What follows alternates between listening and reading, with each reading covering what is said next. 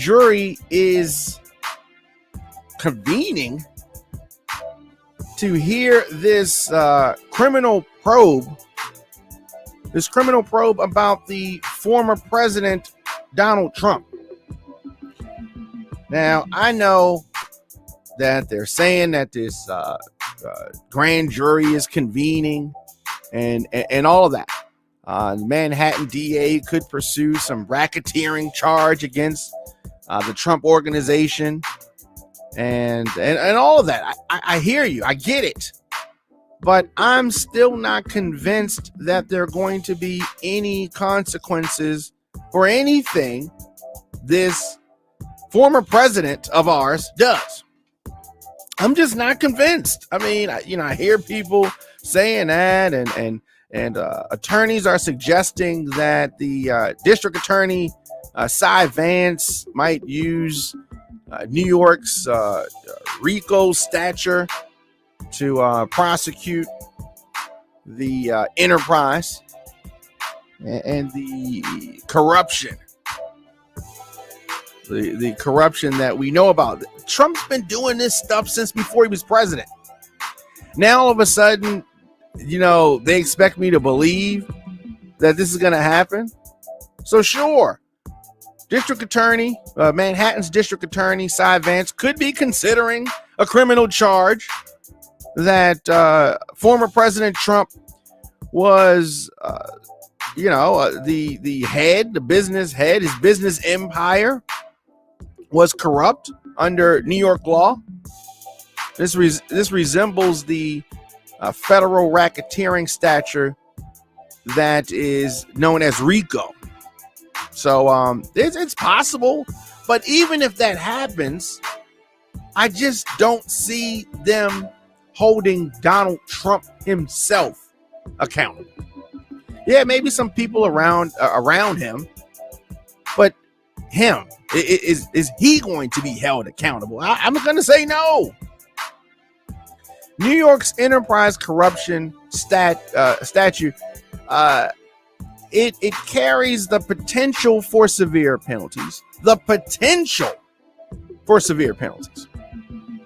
And it can be applied in money-making businesses alleged to have repeatedly engaged in some criminal activity as a way for them to make money.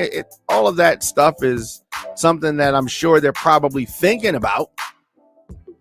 I mean, what self-respecting state, white-collar prosecutor would not be considering the enterprise corruption charge? That's something that they had to be considering. A lot of times they actually call this Little RICO, and it can be invoked with proof of as few as 3 crimes involving a business or other enterprise and carry a prison term of up to 25 years, along with a mandatory minimum of 1 to 3 years in prison. I mean, they're saying this stuff. They're thinking about this stuff. They are bringing out a grand jury and all that stuff, and he's still not going to be held accountable. The last time that they were prosecuting him for stuff, I mean, Trump University, right? I mean, what happens? Nothing. I mean, a fine. He pays a fine, $25 million, I think is what it was. Yeah, he pays a fine, and then he just moves on to the next gag, moves on to the next scheme, moves on to the next scam. Right? That's what happens. There are plenty of organizations or businesses that could do a disservice to themselves and run afoul of enterprise corruption. If they're all done with the purpose of enhancing the revenue for this enterprise illegally, it's an umbrella everything else can fit under. Despite all of this, I don't see it happen. I don't see them holding him accountable. Despite the series of court battles over access to his tax returns, remember that? The Trump Organization records,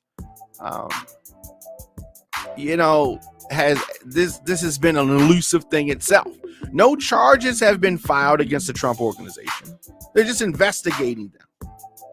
So I don't want people to get too excited about this. The Trump Organization, Donald Trump, no charges filed against anybody. They're trying to get somebody to flip because they probably don't have that much stuff.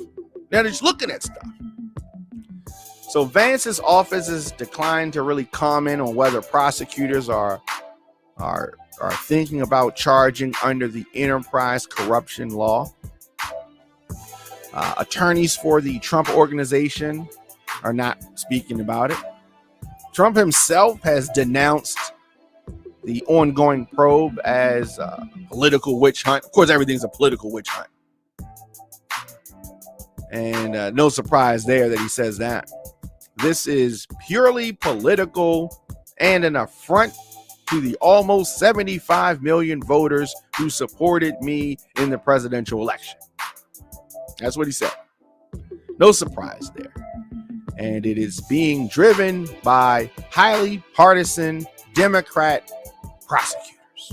Trump said this in a statement earlier this week, following the reports that the special grand jury was hearing testimony about potential crimes involving the Trump Organization, dismissing those things.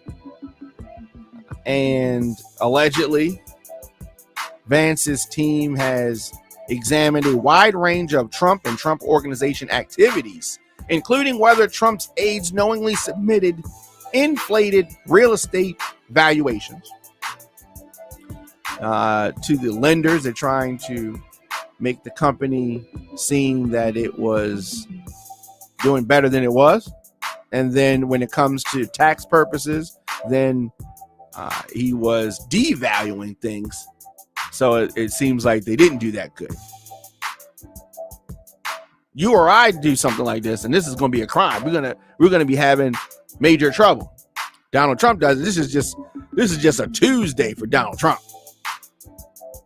This is just a Tuesday.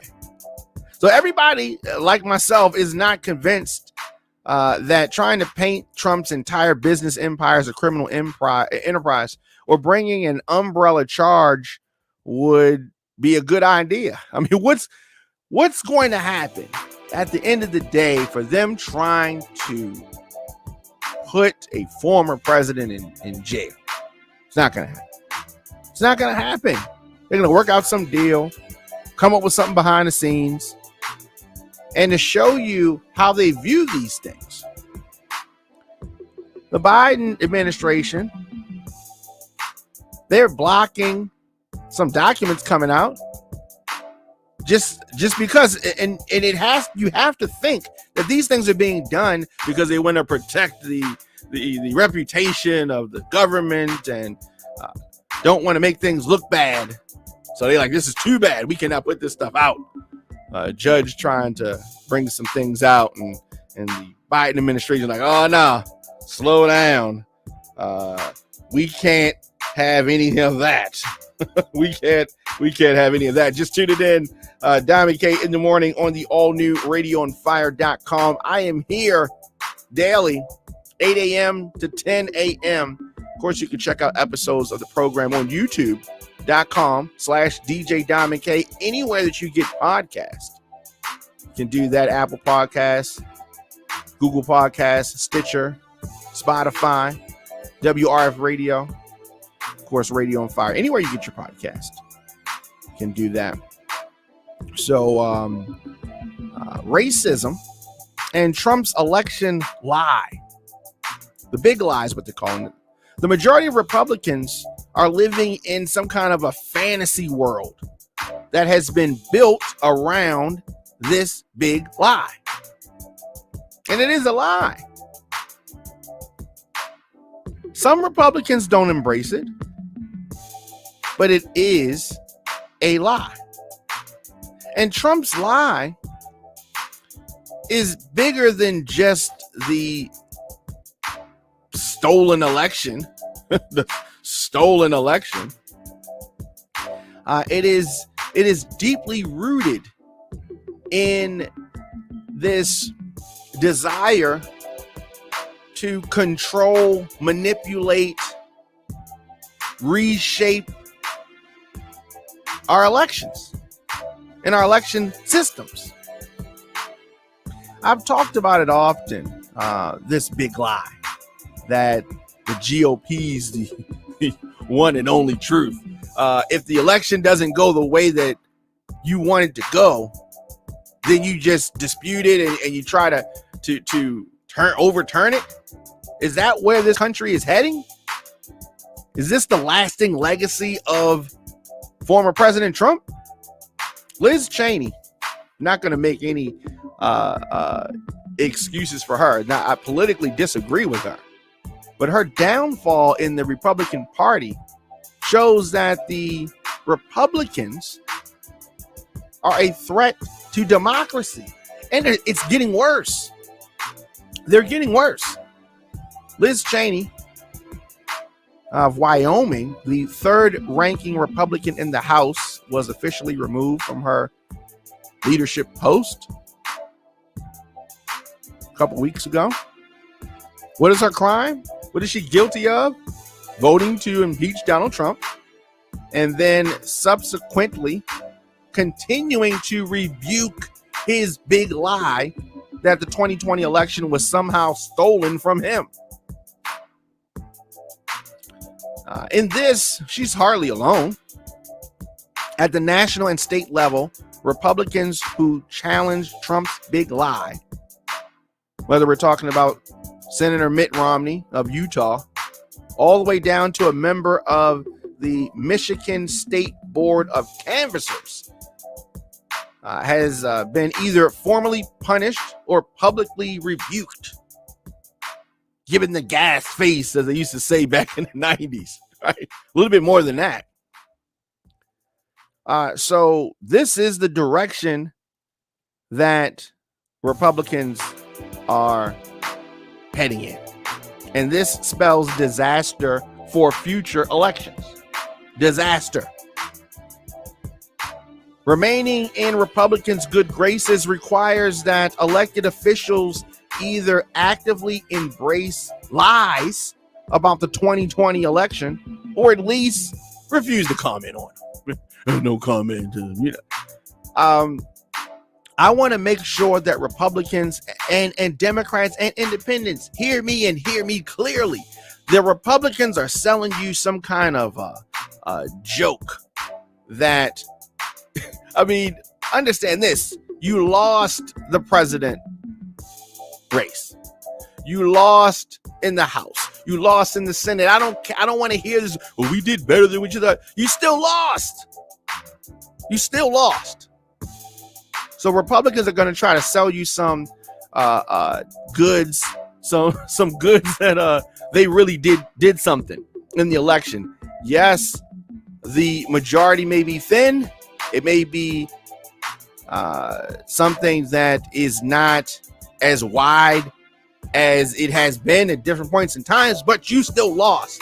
You do not have the majority. Republicans are the minority. Democrats need to stop trying to make deals with them. You want to make a deal, Republicans, then come with some stuff. Otherwise, understand that you are in the minority. This is a mindset thing. And for all Joe Biden has been doing, what I wish that he would stop doing is trying to be so bipartisan. They want to be bipartisan, that's fine, but stop with the bending down and coming to the minority. The minority needs to come to you. The minority needs to come to you. If the shoe was on the other foot, I'm telling you, Republicans would not be, oh, we need to have something bipartisan so we can. No, they wouldn't. They didn't do it before when Trump was there. And they wouldn't do it. And if and when they get back in the majority, they're not going to do it. They're not going to do it. Let me know your thoughts in the comment section. Instagram, Facebook, Twitter, LinkedIn, TikTok, at the Diamond K Show, at Radio on Fire, of course, Diamond K in the morning. And as always, you can check us out anywhere you get your podcasts, or simply go to radioonfire.com. Subscribe to us on youtube.com/djdiamondk. I have a new song out called God Will Do It. Search that anywhere you get music. And that is from my upcoming album, which is called Bernice Avenue. That's going to be out June the 11th. Bernice Avenue. But the song is called God Will Do It. I want you to check that out, as I said, anywhere that you get your music. Just search Diamond K, search God Will Do It, and check that out.